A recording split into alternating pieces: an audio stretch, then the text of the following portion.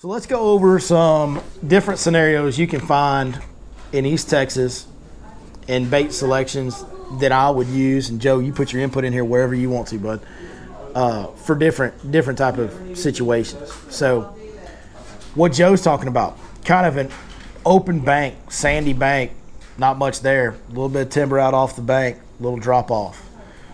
When you've got that type of situation, like we said, first and foremost, match the size of the bait fish in that area. Okay. Hey, color's not always the deal, right? Like we throw primarily shad pattern lures in the fall because they're focused on shad. But just like with schooling bass that won't bite anything, you know what one of my best baits on schooling bass is sometimes when they won't bite anything else? I'll throw a watermelon seed fluke out there. That doesn't look like a shad at all in color, but it fits the size profile and it stands out from the shad. So sometimes wacky worm's real good too. That lipless crankbait might need to be a red one in the fall. Even though they're feeding on shad, it fits the size profile, it moves like a shad, but it stands out when they've got so many shad to look at. So you can use that chartreuse and green or chartreuse and blue. There you go. Chartreuse and blue, that's a great color. The bright green, bright chartreuse. Yeah. They've been hammering it. Yep. Chartreuse and blue is always a good color in East Texas, but yeah, it's, I do tend to try to match the hatch, but if I get around fish that I know are feeding and they're not biting my shad looking lures, I will go to an off the wall color selection, a chartreuse and blue, an orange, a watermelon, something that looks nothing like a shad, just to try and make it stand out. But if you're in the type area Joe described, kind of an open bank, a little bit of timber, stuff off the bank, a little drop off, in that type area, a lipless crankbait's a great option. Because a lipless crankbait, man, it's hard to find a bait you can cover more water with than a lipless crankbait. Yeah. And a square bill is another good option because, again, open water, square bill's fine. But, boy, when you get around some of that timber that Joe's talking about, when you can get that deflection, that in and of itself can make your square bill stand out and cause a reaction, the way it deflects off of the timber and the brush, right? So it's coming through here swimming like every other shad. They may not look at it, but when it goes, donk, that's going to make them kind of, as they're watching it, react. It's like, anybody got cats? You get like one of the little red lasers, and you can move that little red dot on the floor like real slow, and that cat will just watch it. But if you go like that, that cat pounces. To me, that's what a deflecting crankbait or a chatterbait or lipless bait ripping out of grass, that's exactly what it does to them. They're watching it, and when it goes and changes directions, they lunge at it, and with those treble hooks, when they lunge at it, you got them. You got them. So jerkbait's another good example. Well, hey, anytime you're talking about a heavy shad presence, a jerkbait's not a bad bait to throw now. That's another bait you could throw in that type of area. Now, let's say that you're in that same type of area, but you've got like 3 docks lined up, and those shad are pushing around in around those docks, and you want to fish those docks. Wacky worm. Wacky worm would be great. All day long. The square bill is still a very viable option. A weedless swim bait's going to play for any of this. You can fish it in any of it. But that lipless crankbait's going to come out of my arsenal if I'm fishing docks. Well, I've noticed last couple weeks, them fish you got to shoot them. I mean, they're back on the docks? Way back in the docks. So, I mean, that wacky worm, you can skip it. Get it? And they've been way back in the back. They ain't been in the front. They've been way back. One bait that we haven't mentioned tonight at all yet and is a fall staple for me, and probably for as much, this is as much the reason as anything is because, like, we haven't mentioned it. People just don't throw this bait. It's not the one everybody thinks of to throw. And again, you're trying to stand out from shad and throw something a little different than what they're seeing all day. Man, a swim jig is a phenomenal fall bait. I throw a swim jig more in the fall than any other time of year. And one thing I love about a swim jig is I can make it match whatever bait fish profile I want to. If I'm around gizzard shad, I'll leave the skirt long. I put a little bit bigger swim bait on there, right? A 5-inch swim bait, something like that is my trailer on my swim jig. I'll take like that 5-inch divine swim bait, and I can make it look just like a shad, a big shad. And with that skirt, creates an even bigger profile. But if I get around little bitty bait fish, I can trim that skirt down to the bend of the hook, put a little bitty swim bait or even a little crawl bait or something in white on there, and make it, be this long. And it looks like the little bait fish. So I really love a swim jig because you can fish a swim jig through some heavy stuff. And you can skip a swim jig under a dock. Like a swim jig is something, if you've never gotten into swim jig fishing, go buy some, tie it on, and leave it on until you get to December. You can throw it in their backyard and pull all the way through the yard and in the water. I mean, yeah. Should hit the water. Will you throw a 3/8? When I'm fishing like real shallow, yes. And that's a deal too for the. I mean, I know I'm kind of jumping all over the place, but man, numbers of fish will get so shallow in the fall. Yeah. You know, like we said, guys, there's nothing to push them up or down, temperature-wise, oxygen-wise, none of that. These fish are literally trying to pin these bait fish up. And they will get more shallow, the numbers of fish will get more shallow in the fall.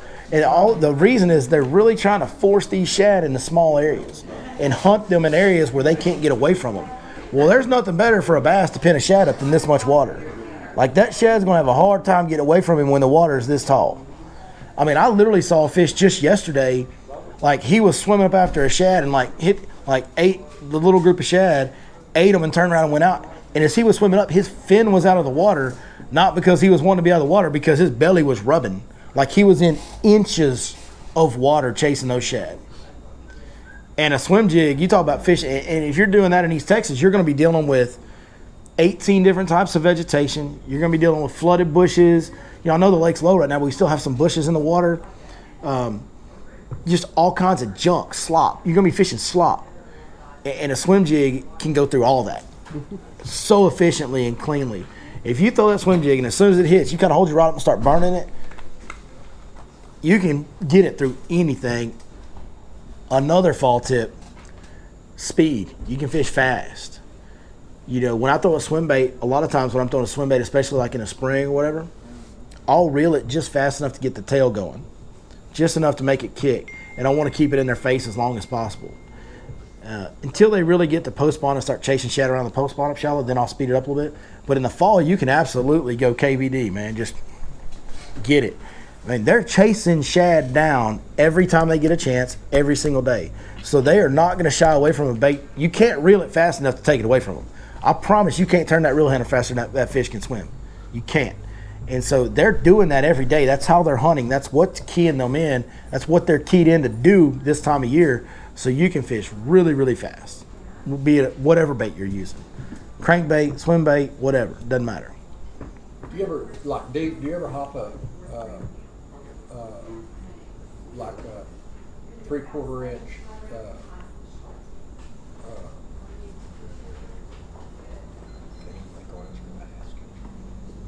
like a Quake 70, but only, you know, a 3/4 ounce, like a little. Man, I don't out here. I don't out here. So there's just too much junk for a lipless crankbait. So what Mr. Gary Payne asked was, do I ever fish a 3/4 or 1 ounce lipless crankbait on the bottom out deep and kind of stroke it off the bottom? It's not that that's a bad technique, but there's no chance I'm getting that bait back 10 casts in a row out here. Even on the bald spots, there's like a piece of wood here, a piece of wood there that's washed up. There's shell on these parts that have these little scattered shell beds and stuff. Man, you're gonna lose that bait a lot. Again, like we said earlier, be efficient.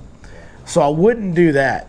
But what I absolutely would do is get me a big 3/4 ounce jig, and you can use the regular jig colors, green or whatever, or you can get you a white 3/4 ounce jig and put a swim bait on it and get it down on the bottom and stroke it up now.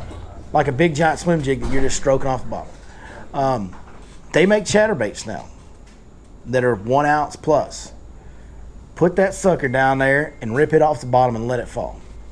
I'm pretty sure, there's no way to know this for sure, but I'm pretty sure that I was the first person to throw a 1 1/8 ounce chatterbait in offshore structure. And I did this years ago. It wasn't one that was being sold anywhere. There wasn't. I'd never seen or heard of a 1 ounce chatterbait. My good buddy, Mr. Joe Spates, the man that invented the flutter spoon, he had it made in the back room of his shop, and I saw it one day, and I started asking about it and said, hey, what? Let me get one of them. And he even gave me this big giant fluke-looking thing that I think they use for saltwater fishing. I don't know. I'd never seen it. It was some Finnish, like a bait made in Finland or something. It's called a finesse fish or something. And I didn't even have a skirt on this thing. And I just put that big soft jerk bait thing on there and took it out there. And that's exactly, I tried fishing it down. But what I found was if you're trying to keep the bait 20 foot of water, it doesn't matter how heavy your chatterbait is, that blade will make it climb. You can't slow roll it and keep it down there in 20 foot of water without stopping it every once in a while. So instead of trying to swim it, I just started swimming it up, letting it fall. Swimming it up, letting it fall. And it was awesome. And it's something I don't do near enough anymore. You know, isn't that weird how we do that in fishing? Who's done this? You get a bait, you wear them out on it. And then the seasonal patterns change, and then the next year you just kind of forget to go back to it. I mean, how many fish have we all caught on the Texas rig ribbon tail worm? How many times do we actually throw it now? Not in about 5 years. At the Berkeley tournament. At the Berkeley tournament, because that's the best thing Berkeley makes is a power worm. You're right. Yeah, but you know what I'm saying? Like, how many people have gotten away from throwing a spinnerbait now? Like just a regular old spinnerbait, just go around chugging on a spinnerbait. A lot of us have, man. A lot of us have. And it's ironic because this time of year is the only time of year that I have a ribbon tail worm and a spinnerbait on my deck every day. This is the only time of year that I have both of those baits on my deck every single day. And those are baits that like nobody really throws anymore. You know, and that's how that deep chatterbait deal went for me. I did it before it was even a thing. I couldn't get any more because they weren't being made anywhere. And I caught them on that one really good, and then I kind of forgot to go back to it. And I really, need to go back to it because it's a very effective deal. You know, something's been working real deep is a Nico rig in deep water. 15, 16 Nico. I did it the other day just to mess around. It's working pretty good. I talked to another buddy that's been doing it. You know, if you talk to Zach Watts, he'll tell you just put the whole nail weight in the wacky worm. It's the same thing. That's all he throws is a wacky. I mean, when I was in his boat, I looked in every box. Wacky worm. That's all he had. Wacky worm. He ain't got no shortage of nail weights or wacky hooks or trick worms. I can assure you that. And to his credit, I've watched him in my boat in 20 foot of water put a whole nail weight in a wacky worm and catch him up. Oh, he's definitely a wacky worm throwing dude for sure. Yeah, he is. We argue with that. Yeah, that Nico rig, that term just irritates me. That Nico rig. I mean, it works. It's just a wacky worm. It is, but it's just It's the way we've been fishing. We've been fishing a wacky worm with a weight in the head. Instead of it's flipped the other way. Right, I get it. Backwards. We've been fishing a straight tail worm with a weight in the head and a hook in the middle since I was a kid. But I wouldn't think throw a wacky worm in 20 foot of water, but they said Nico sounds cool, so I threw it in deep water and it works. You tell me if it works, it works. I mean, I wouldn't want to throw it in deep water still. And I actually had a customer show me that on a trip. I was like, couldn't get about. He's like, man, I'm gonna try this on Nico. Bloop. Yeah, no, but a jig, back to kind of getting back on track. A jig is something I absolutely use offshore in the fall. So for offshore bait selection, it's very, very similar. It is about shad. It is about shad. Now, a lot of the big largemouth offshore in the fall are not eating shad. They're eating yellow bass and baby crappie and stuff like that. But those yellow bass and crappie that are out there are 100,000% feeding on these you'll find these massive balls of shad out there. And they're feeding on that. And I don't know how true this is or isn't, but I feel like I don't mind catching a yellow bass or a white bass or two in the fall, because I feel like it seems like in my history, think back on it, when I get the yellow bass and the white bass start biting every cast, it's like then all of a sudden you catch a green one, and it'll be a giant. And it almost seems like what goes on in my mind is that they're all just sitting down there waiting for their opportunity. You throw an Alabama rig down there, and a white bass and a yellow bass come up and smoke your Alabama rig. Then you do it again, and another one does it again. And those bass that are hanging around outside of that are like, what's all that going on? Then he pulls up there, and you drag that Alabama rig in front of his face, and they'll eat it. Like, if they're there and they're looking to eat, and you put it in their face, they'll bite it. And especially in the fall when they're all trying to feed up, Does anybody know why these fish feed so heavily in the fall? Who's got a thought on why? Somebody tell me what you think the reason is these fish feed. They're getting ready for the winter. I think that's kind of is that pretty much what everybody's always heard and thought? They know the winter's coming. They're not going to eat much in the winter, so they're trying to fatten up. Well, the females should already be. So y'all are giving these suckers, y'all are giving these fish way too much intellectual credit. So what's actually happening is these bass have been suffering in our region, suffering through the heat. They just came out of turnover, which is the lowest oxygen content they experience all year. They feel horrible. Has anybody ever been in the greater Houston area in August at about 2 o'clock in the afternoon? That's what these bass have lived in now for weeks or months at times. So when they come out of it, they're not chasing anything down. They're not wasting energy. Man, they get real inactive when all that goes on. And they feel terrible. And they drain all their nutrients in their body. And they sometimes get real skinny, right? Sometimes most of your fish will be real skinny at the end at turnover time. They come out of that, they're hungry. And now all of a sudden the water's starting to be reoxygenated and it's a little bit cooler. And oh, by the way, there's a giant big group of shad right there. So they're just teeing off on them because they're hungry. On top of that, the big bass bite more often because this is the beginning of a big female bass being pregnant. So she's starting to get pregnant. And anybody had a pregnant wife before? You know what I'm saying? It's right there. You ever watch them eat? Like, they get after it, right? So that's why they feed so ferociously. Is one, it's just a hunger factor and just the cycle of the year. Those bass have no idea winter's coming. They can't think that, they can't plan things out like that. They are reacting to what is in front of them every single day of their life. And it's about survival, eating, and one time a year reproduction. That's the only thing that goes through their minds ever, right? And to survive, they can't chase down food and eat when the oxygen's too low. So they get real hungry. And then when it's right and they got all this shad grouping up because of the oxygen situation, groups all the shad up on the bank, man, they tee off on them. And they keep teeing off on them. They stay with them and follow them in the creek, out of the creek, offshore. They follow the bait throughout the fall period. Then you get to wintertime, the fishing's real slow, right? But what have we always heard about wintertime? You don't get very many bites. Man, you catch some big fish in the winter, right? Well, when they get cold and all their metabolism slows way down, those male bass don't have to eat for days because they're cold-blooded creatures. Their metabolism's real slow in the winter, so the male bass don't have to eat. But the females, their metabolism does relatively slow down, but they're what? They're pregnant. And they're even more pregnant now in the wintertime. In Texas, they're extremely pregnant because some of them will be spawning in February. So by the time we get to real winter, late December, January around here, those fish are extremely pregnant, those females. So the reason you catch less fish is because, their metabolism slows down. The males don't even have to eat for days.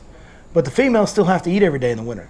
So even though you get less bites because their metabolism slows down, you're going to catch more females, mature females on average, because they're the really pregnant ones. And so it's all about the pregnancy and then just the hunger and desperation coming out of summer and turnover. That is what causes the fall feed. And when you start thinking about that, you really start opening your mind to, okay, it doesn't matter what I throw at them. They will bite all of it. I just have to be efficient and get my bait in front of them as many times as possible, and I'm going to catch them.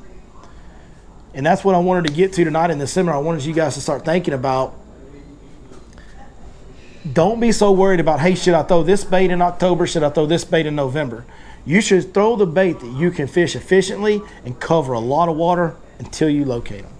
And then once you locate them and you've caught some and you maybe think there's some more to be caught, try some other baits. Just get some bites, That's when maybe you slow down with that wacky worm, that drop shot, that Nico rig or whatever after you've got some bites on your moving baits. Well, I heard you love the drop shot. That's your favorite, right? Not real sure about him, folks at home.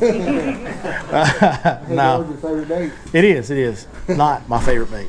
It is not. It's my favorite bait to not throw. It's my favorite bait too. It's my number one to not throw. Cody Mays tried to get me to throw that drop shot a couple weeks ago. I was like, oh God, do we have to? It's like getting kicked somewhere. All right, we got any questions? You got a question, Ethan? Yeah, I caught a fish. You caught a fish? Yeah, it was pretty big. It was pretty big? How big was it? Very big, kind of. Very big.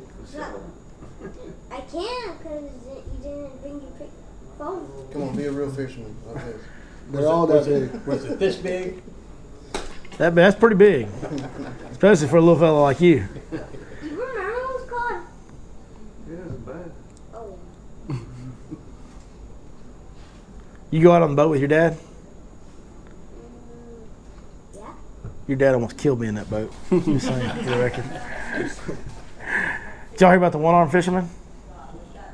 He caught a fish this big. It's a pretty terrible joke. Young guys, I know y'all got some questions. Come on. Y'all high school fishermen? Yes, sir.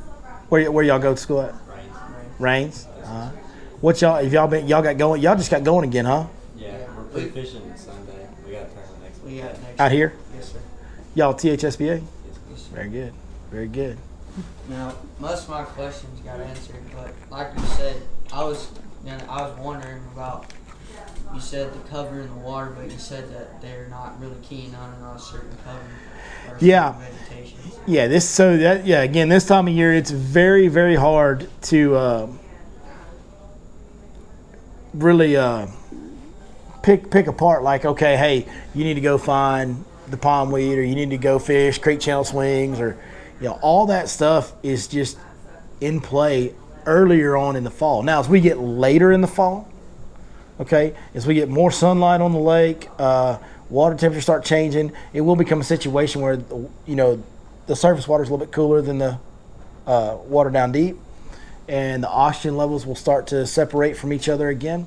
Not really the oxygen so much in the winter, but really the water temperature will change, and that will start to isolate fish.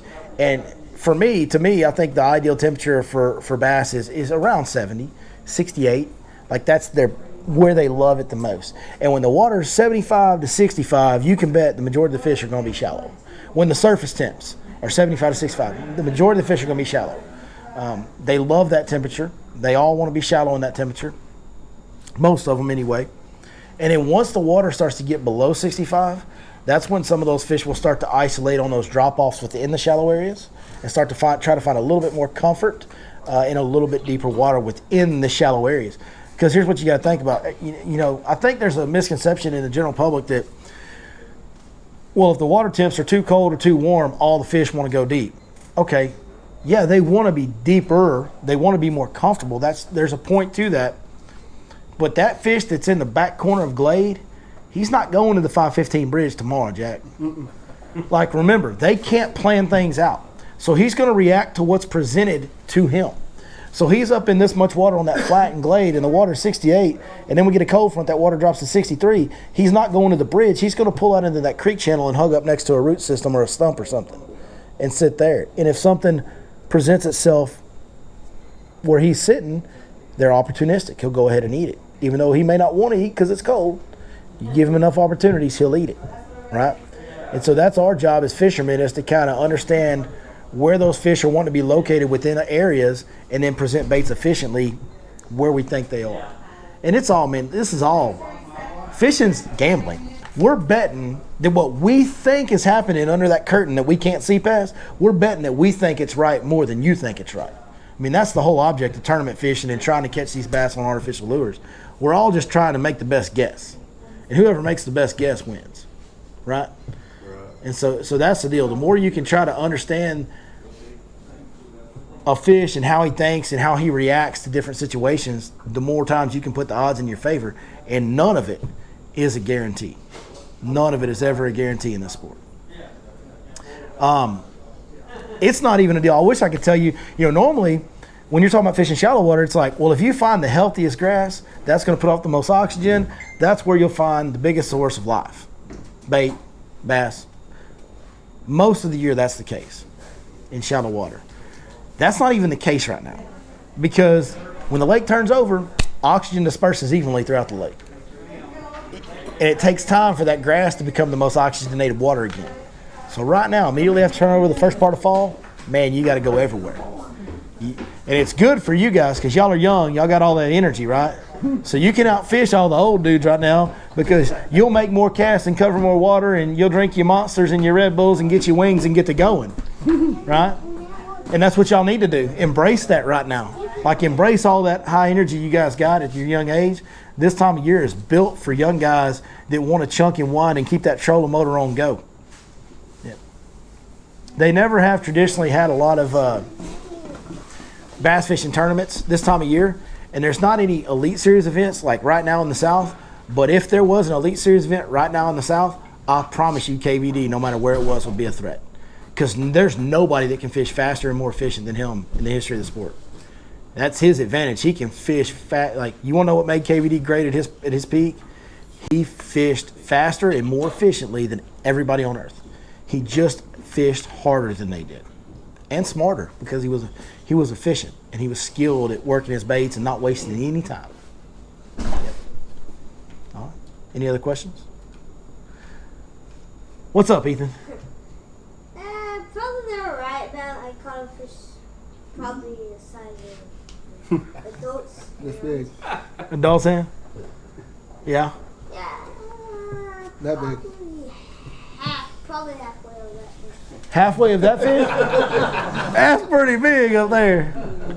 Y'all can't see it on camera. There's a big, like, dolphin tuna up here that's about, a good 48 inches, 50-something inches long. He caught one half that big, folks. That's a big fish. Yeah. Oh, you remember that? You and that one-armed fella, y'all get along good. That I didn't have a boat and he had a fishing pole. So that big fish yanked it out of his hand and went in the water. We took our boat and we caught it. That's what I caught it. Man, I'm gonna tell you something now. This is Marcus. Marcus lives in Van. He lives down the road from me, and I've known Marcus since long before I was guiding. I literally have been around this boy right here when he was like in diapers. And I can tell you that I've heard him talk more tonight than I have in the rest of his life combined. I've never heard him talk that much. He's always super shy. That's great. That's good stuff. Bryce normally talks the whole time, and now he ain't saying nothing. Bryce, where you swim baits at, son? They downstairs? Uncle Cody's boat. Bryce, I've never seen you lost for words. What have you done to that boy, Vic? He's just thinking about what color and how many he's going to go get. Yeah. For those that can't see, Bryce is Vic Pearsall's son. They're always here at the seminars. And he always, every 2 weeks, gets a fresh pack or two of swim baits. Same. Berkeley IU Hollow Belly swim baits every 2 weeks. Yeah, Jamie, did you get his swim baits ready? Yep. All right. Well, if nobody, listen, I always want to answer anything. If y'all got anything else you want to talk about, please let me know. But other than that, man, thank y'all for coming out. You know, what we get to do every day for a living is strictly because of people like y'all and the ones watching online as well. And I know I say it almost every time, but I feel obligated to, because I mean it. Like, my life's pretty awesome. And I'm very, very, very grateful for the opportunities that I have gotten, and y'all are the ones that have given them to me. So sincerely, if y'all ever need anything, y'all ever got any questions, don't hesitate to ask. Thank y'all very, very much. Thank Lake Fort Marine as always. Joe, I know you didn't say a whole lot today. You don't talk a lot. You know that? I do sometimes. You do sometimes? We got to get him a couple beers before the next seminar. Hey, we appreciate you guys coming out. We'll see y'all in 2 weeks.